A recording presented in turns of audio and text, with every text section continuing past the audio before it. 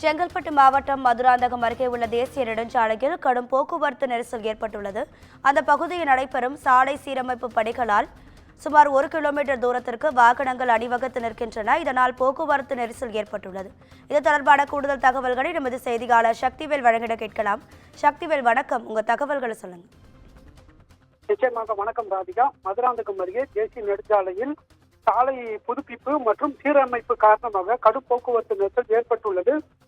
சுமார் 1 கிலோமீட்டர் தூரம் வரை வாகனங்கள் அணிவகுத்து ஆமை போல் நகர்ந்து செல்கின்றன. குறிப்பாக இந்த பகுதியை நாம் பார்க்க போனால் செங்கல்பட்டு மாவட்டம் சென்னை திருச்சி தேசிய நெடுஞ்சாலையில் மதுராந்தகம் அருகே உள்ள கிளியாற்று செல்லும் பாலத்தின் மீது உள்ள சாலையை புதுப்பிப்பு மற்றும் சீரமைப்பு பணி நடைபெற்று வருகிறது.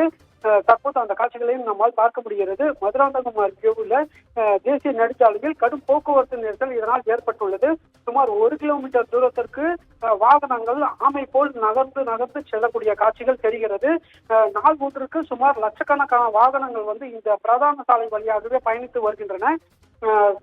அதாவது சென்னையிலிருந்து திண்டிவனம் செல்ல வேண்டும் என்றாலும், சென்னையிலிருந்து பிற மாவட்டங்களுக்கு செல்ல வேண்டும் என்றாலும் இந்த சாலையையே பயன்படுத்தி வருகின்றனர் வாகன ஓட்டிகள்.